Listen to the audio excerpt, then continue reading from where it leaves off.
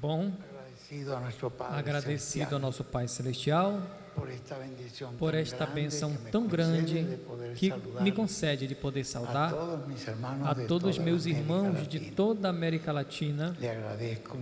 Agradeço muito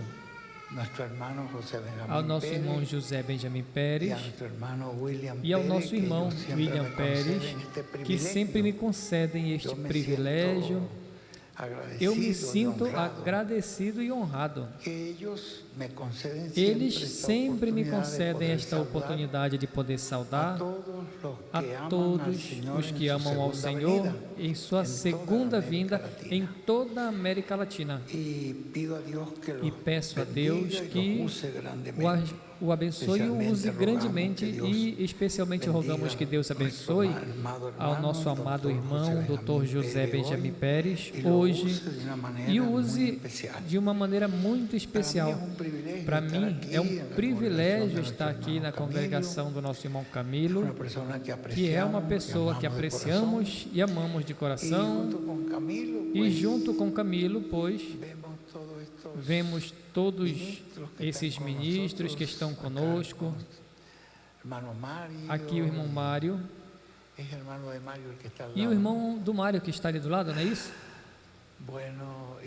Bom, e outros pastores, o irmão Ivan, quanto te agradecemos por tudo que fazes, que o Senhor te abençoe grandemente, poderosamente, que Deus te abençoe, Camilo, grandemente. É um privilégio muito grande poder viver neste tempo, este tempo tão grande. É o tempo que os profetas e apóstolos desejaram viver no tempo do qual o Senhor Jesus falou tanto. O Senhor Jesus Cristo falou muito da segunda vinda. Suas parábolas todas foram encaminhadas até esta segunda vinda. Mas a segunda vinda sempre ficou como um mistério, como um segredo que conheceríamos apenas quando Deus o manifestasse, o cumprisse, lá onde nós iríamos ver e onde nós iríamos regozijar vendo esta glória de Deus manifestada hoje. Assim que nos sentimos muito felizes que Ele nos concedeu essa graça de podermos entender, de podermos ver, de podermos receber, crer e obedecer à voz do Senhor em sua segunda vinda. Podem se sentar, meus irmãos. Eu me sinto feliz também de ter conosco aqui a minha esposa. Ela vem me acompanhando já faz muito tempo. Para mim é uma bênção que Deus tem me dado, e eu creio que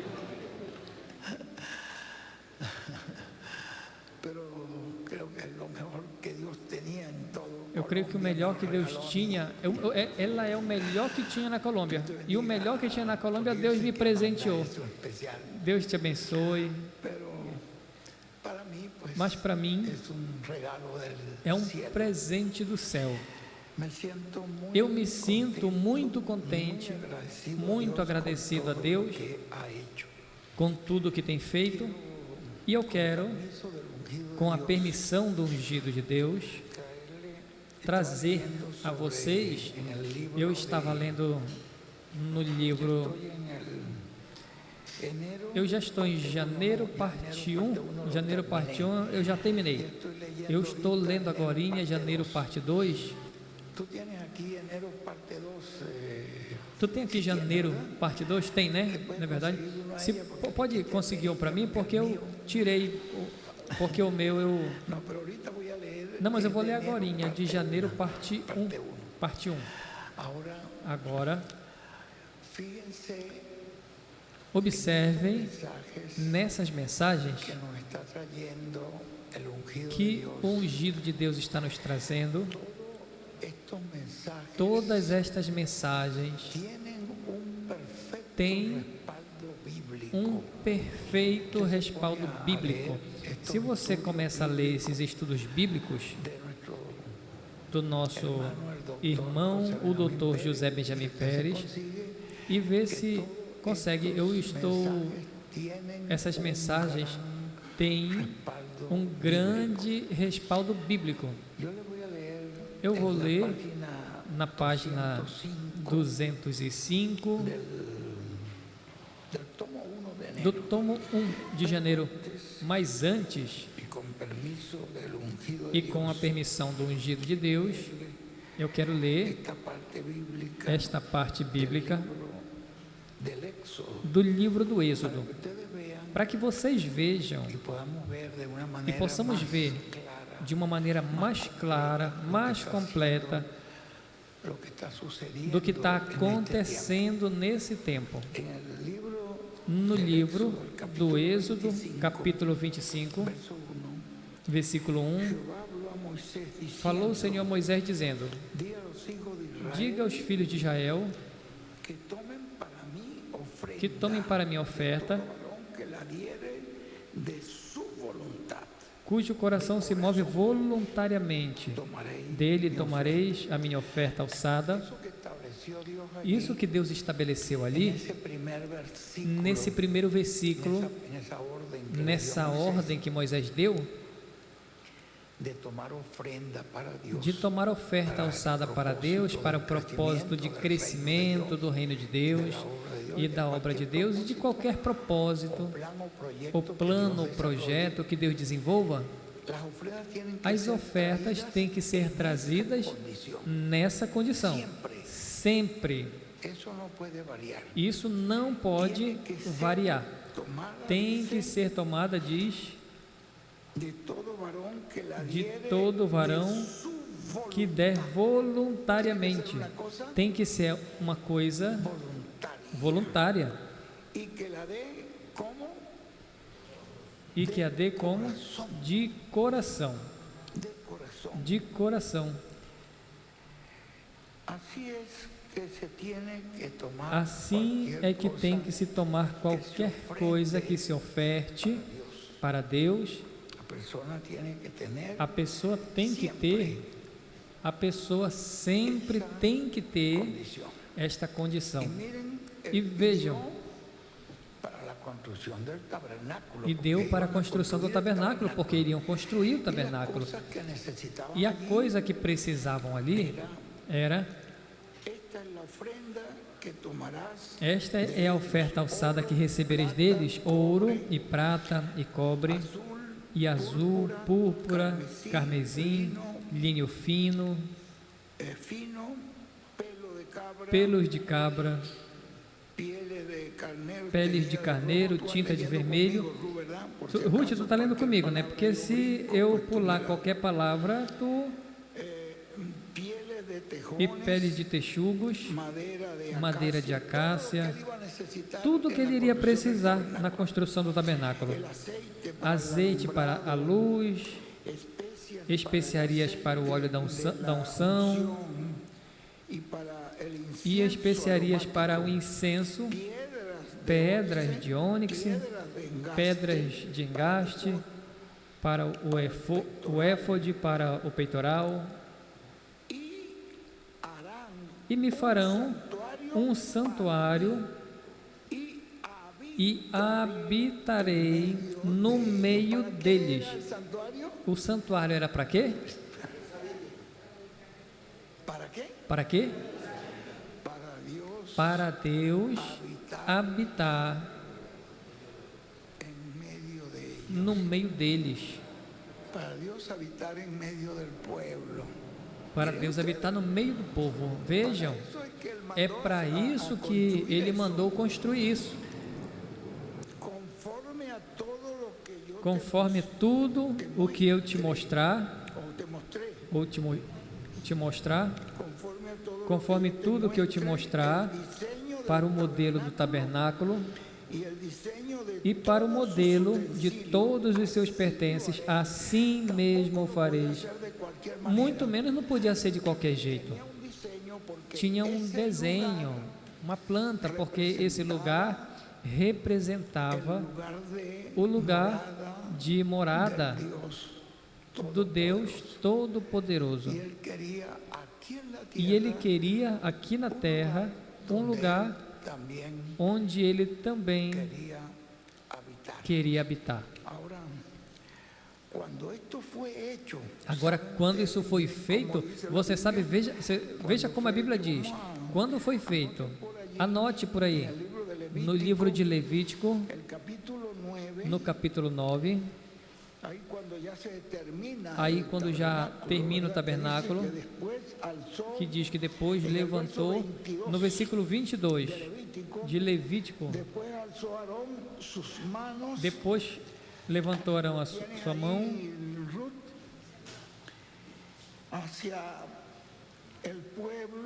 para o povo e o abençoou. E depois de fazer expiação, o holocausto e o sacrifício de paz, desceu e entraram Moisés e Arão no tabernáculo e saíram e abençoaram o povo, e a glória do Senhor apareceu em todo o povo, e saiu fogo de diante do Senhor e consumiu o holocausto com a gordura sobre o altar. E vendo todo o povo, louvaram e se prostraram sobre os seus rostos. Mas vejam,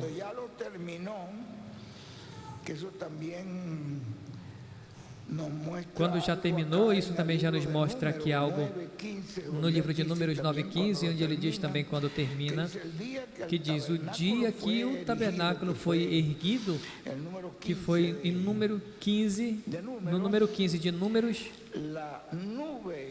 a nuvem cobriu o tabernáculo sobre a tenda do testemunho. Diz, e à tarde havia sobre o tabernáculo como que uma aparência de fogo até amanhã. Assim era continuamente a nuvem, cobria de dia e de noite a aparência de fogo. O tempo todo a nuvem estava ali, e ali estava a glória de Deus, o Shekinah de Deus ali, naquele lugar.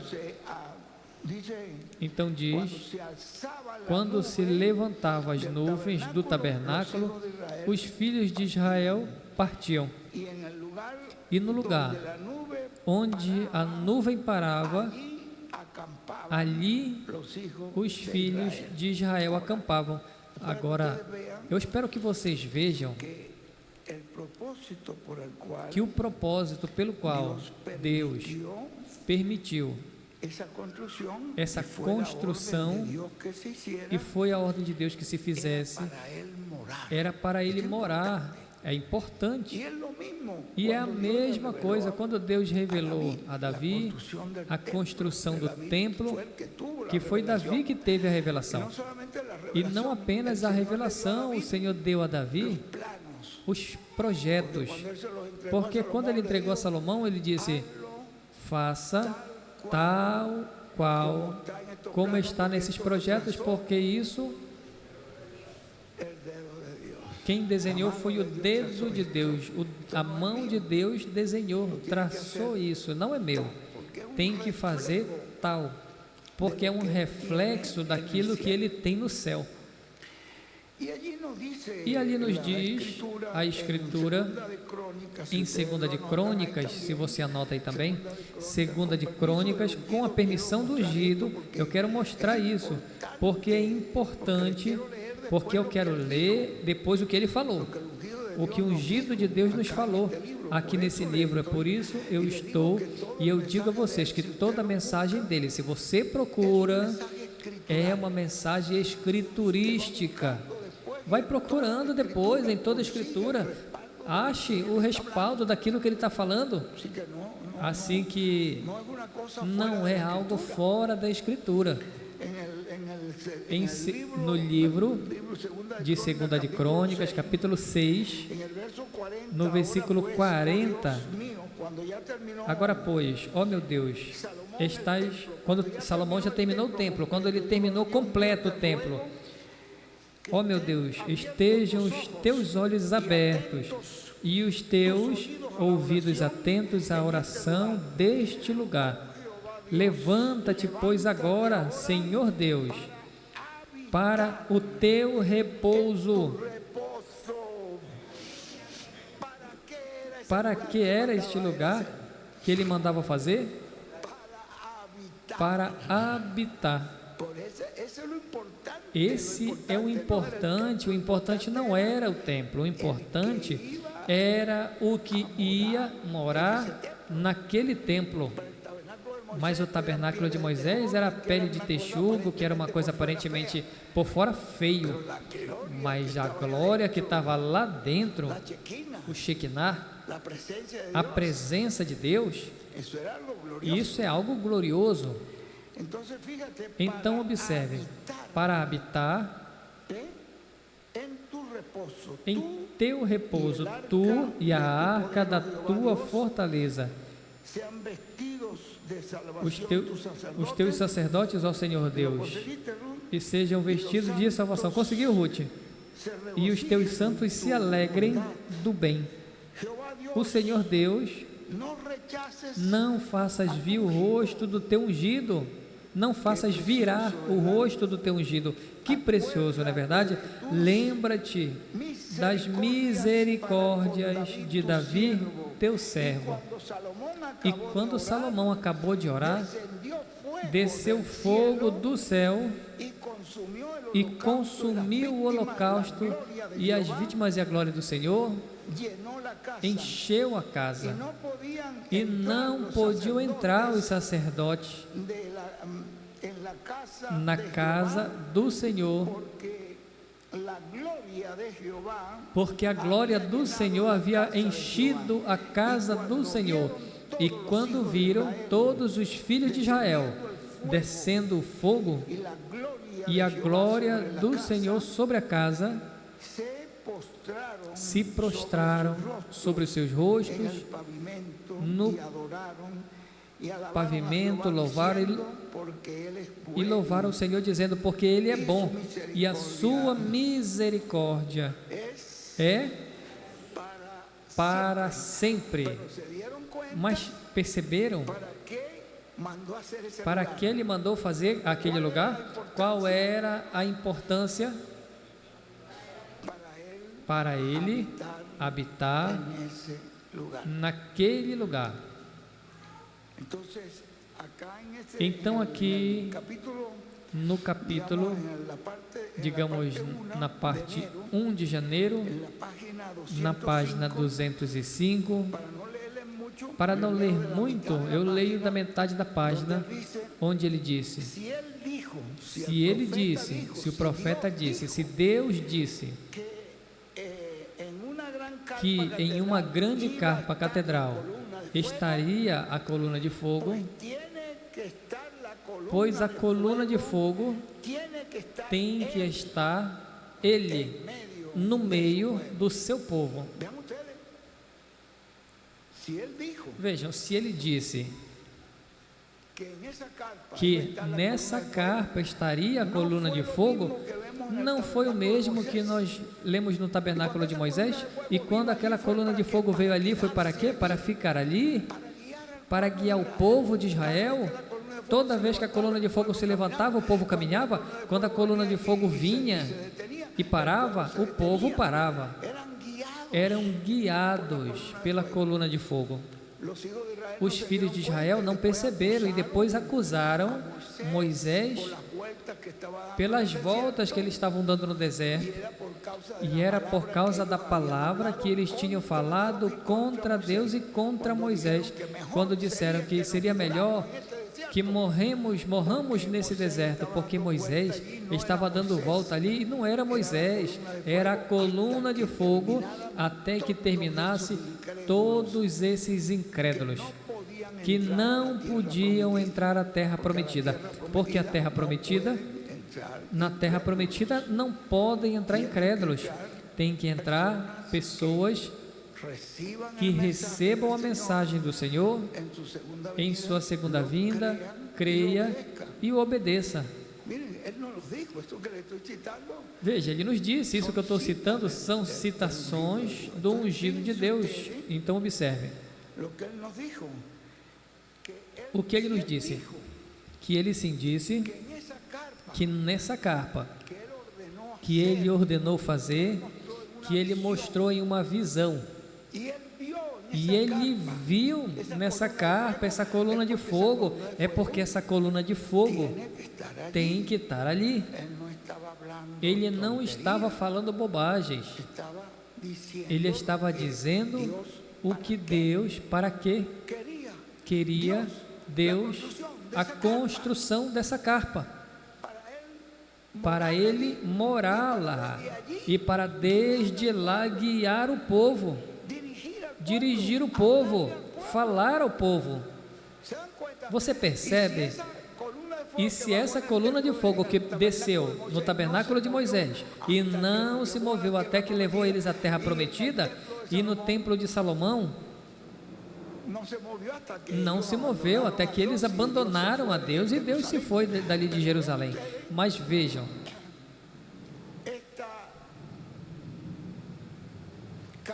essa carpa não foi uma ideia de William Branham, foi uma revelação dada pelo anjo do Senhor. E tinha um propósito. E ele viu, qual era? Ele viu a coluna de fogo pousar naquele lugar. A coluna de fogo pousar ali, se a coluna de fogo pousou ali, é para algo. Deus não pode estar brincando. Por isso, nós temos que levar muito a sério isso tudo que Ele está nos falando, o ungido de Deus, porque isso é que tu e eu precisamos. Você vê a importância disso, não é? E que Deus nos ajude a tomar de coração, com seriedade, com integridade, com sinceridade, completamente como agrada ao Senhor. Tem uma escritura, diz aqui o ungido de Deus, tem uma escritura que diz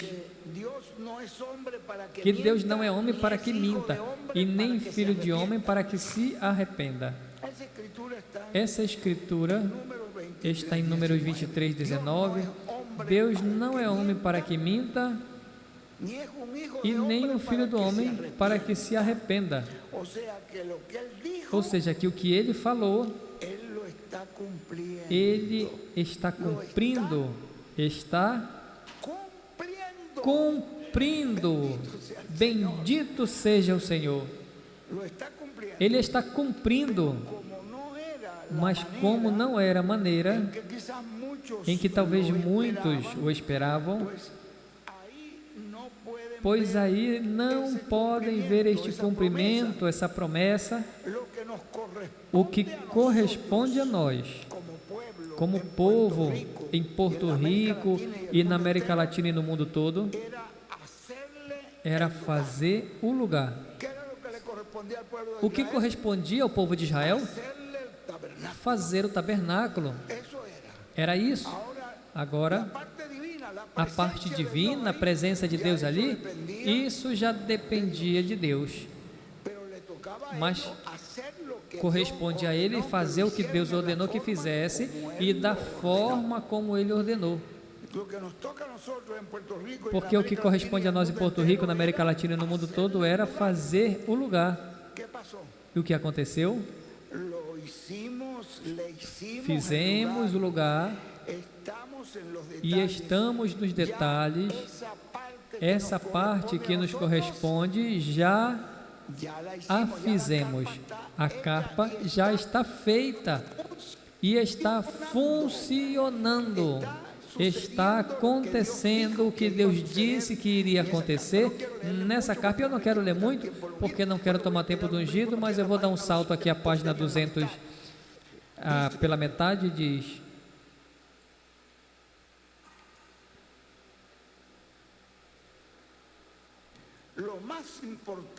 O mais importante que ia estar ali nesse lugar, disse o irmão Branham, era a coluna de fogo. O que você acha? O mais importante que estaria nesse lugar, disse o irmão Branham, era a coluna de fogo. A parte física corresponde a nós, mas o divino, pois, corresponde a Ele.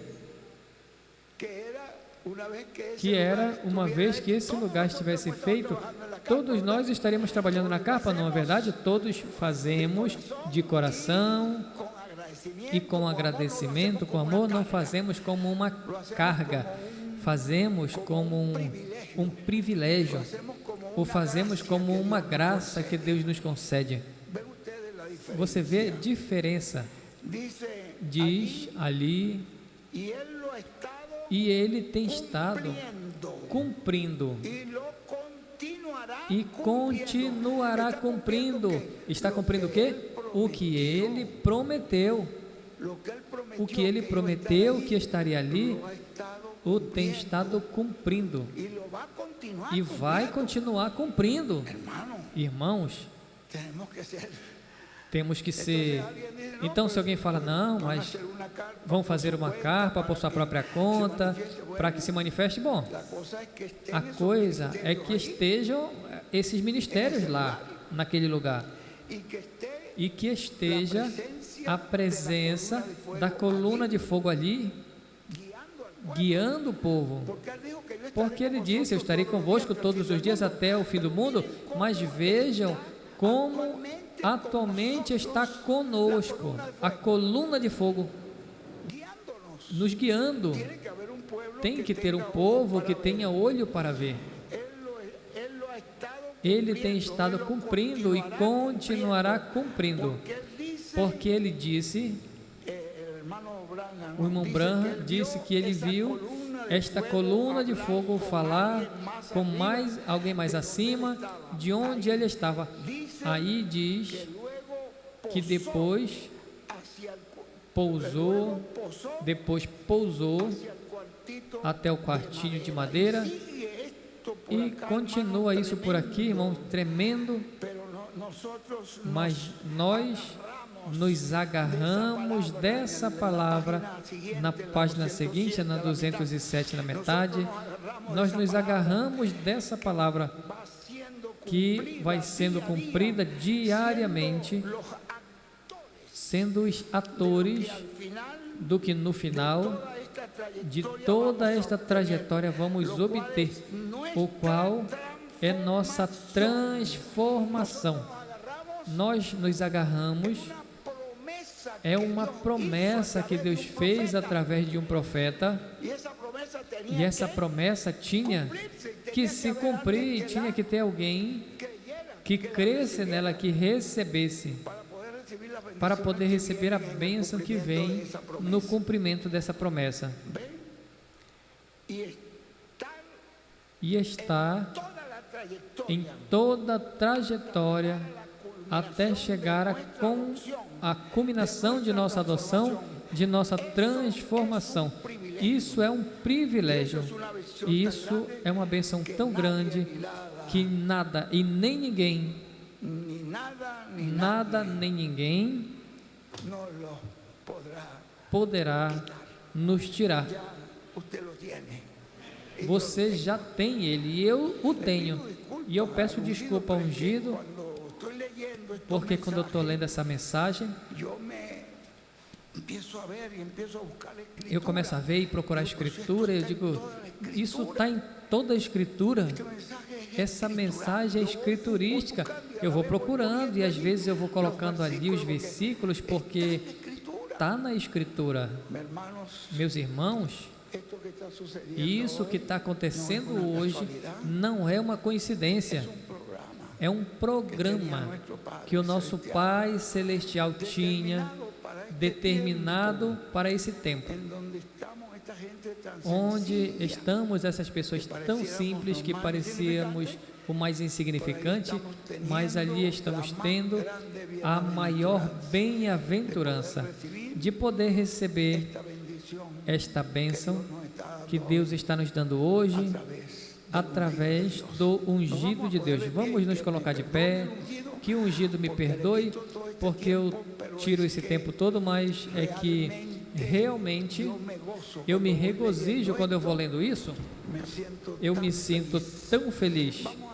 Vamos deixar imediatamente conosco ao nosso apreciado irmão e amigo, o doutor José Benjamin Pérez, de Porto Rico.